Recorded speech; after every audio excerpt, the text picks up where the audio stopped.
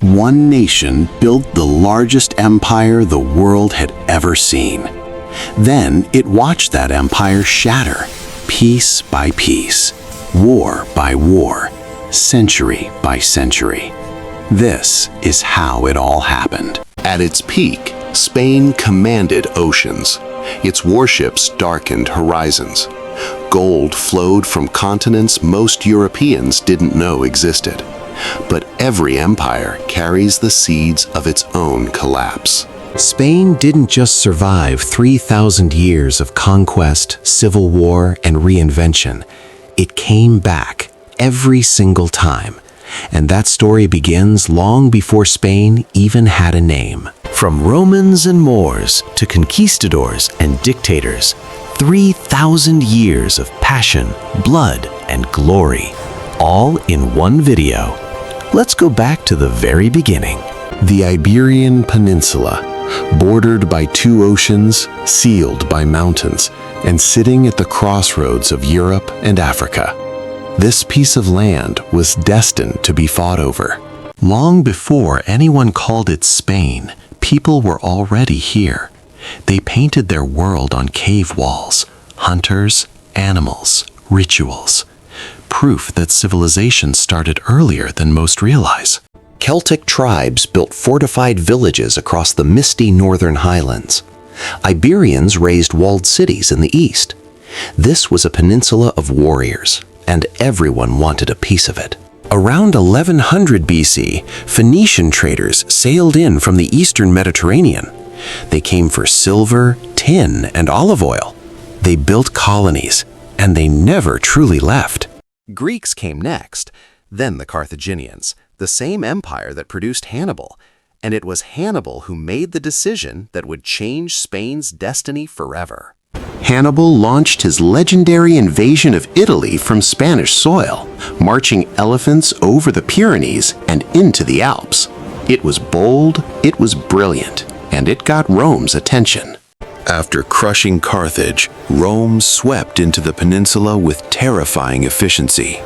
Legions marched across Iberia, conquering everything in their path. But the native tribes refused to go quietly. It took Rome nearly 200 years to fully conquer the peninsula. 200 years of blood, resistance, and slow, grinding conquest.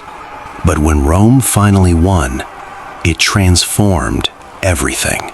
Roads, bridges, aqueducts, amphitheaters, many still standing 2,000 years later. Rome didn't just occupy Spain, it rebuilt the entire peninsula in its own image. Latin replaced local languages and slowly evolved into Spanish. Roman law became the foundation of governance. Christianity spread through every province. Hispania became truly Roman. Spain even gave Rome some of its greatest emperors, Trajan, Hadrian. Hispania wasn't just a colony on the edge of the empire, it was a powerhouse at its very heart. But like all empires, Rome had an expiration date. The cracks were spreading, the borders were weakening, and new forces were already gathering at the gates. As the Roman Empire collapsed in the 5th century, Germanic tribes flooded into Spain. The Visigoths took control, riding through the ruins of a civilization that once ruled the world. The Visigoths established a kingdom lasting roughly 300 years. They adopted Christianity, built churches, and created laws, but their kingdom was plagued by constant internal warfare. Kings were overthrown constantly. Noble families feuded for the throne with daggers and poison. And in the year 711, one of those feuds opened the door to disaster. An army of Moors, Muslim Berbers, and Arabs from North Africa gathered on the southern shore. Across the narrow strait, Spain waited.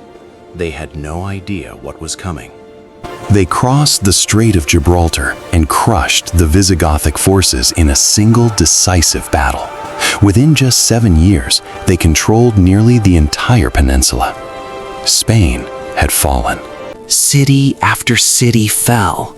The conquest was breathtakingly fast, Only a tiny strip of mountainous territory in the far north held out, barely clinging to survival. But what followed was not destruction. It was one of history's most fascinating experiments. Al-Andalus, Islamic Spain, became a beacon of knowledge, art, and coexistence. Córdoba held hundreds of thousands of books, while most of Europe could barely read.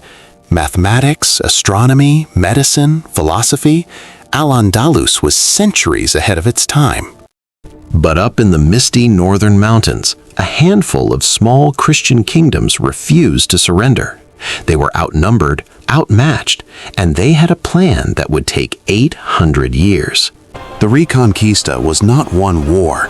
It was centuries of grinding conflict. Alliances made, alliances broken, territory gained and lost, generation after bloody generation. Christian kingdoms like Castile, Aragon, Leon, and Navarre pushed southward inch by inch. It was slow, it was brutal, and it shaped the soul of modern Spain. Toledo fell in 1085, Córdoba in 1236, Seville in 1248. The map was slowly turning gold, but the final prize still waited in the south. Then came the turning point.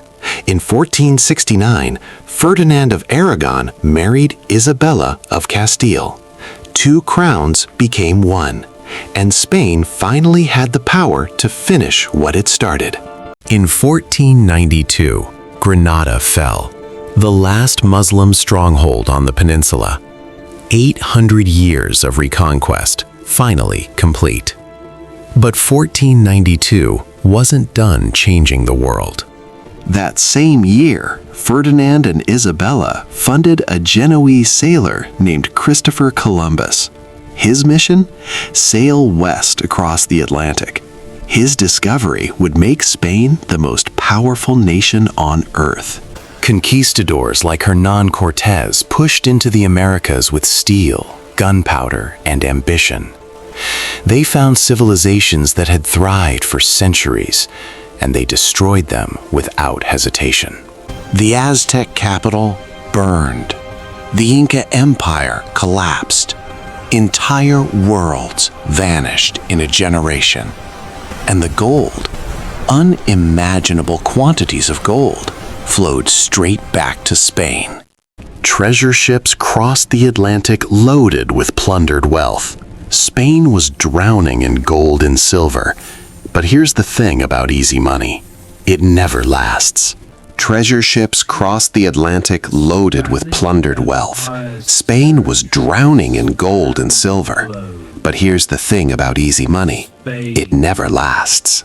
At its peak, the Spanish Empire stretched from the Philippines to Peru, from Naples to the Netherlands. It was the first true global superpower.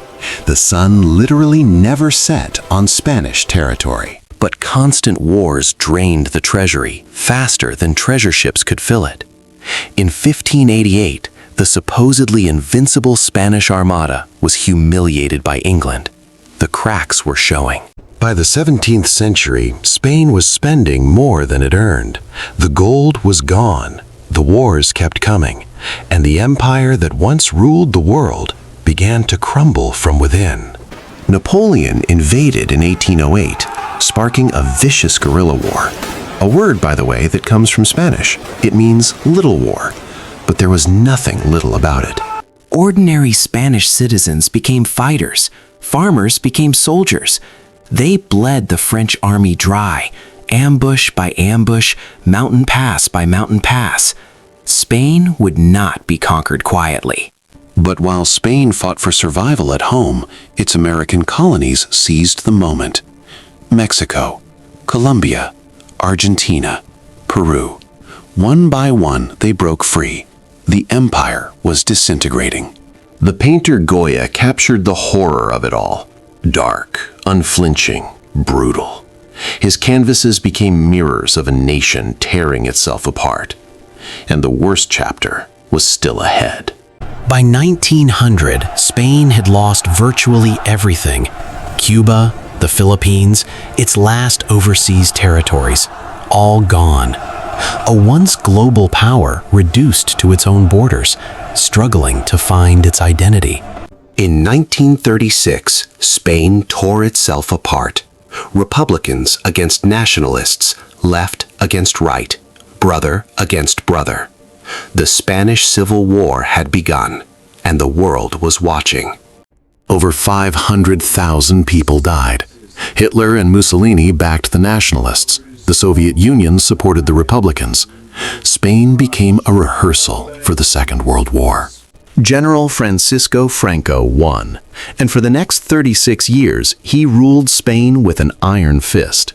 Political opposition was crushed. Regional cultures were suppressed. Freedom disappeared. For decades, Spain lived in silence. Censored newspapers, secret police, whispered conversations behind closed doors. An entire generation grew up never knowing what freedom felt like. Then, in 1975, Franco died, and Spain faced its greatest test. Could it become a democracy, peacefully, without another civil war? King Juan Carlos shocked everyone. He championed reform. A new constitution was adopted. Spain joined NATO, then the European Union. Its economy modernized. Its culture exploded back onto the world stage with unstoppable energy. Today, Spain is one of the most visited countries on Earth. Vibrant, passionate, imperfect, still debating its past, but unmistakably, beautifully, defiantly alive.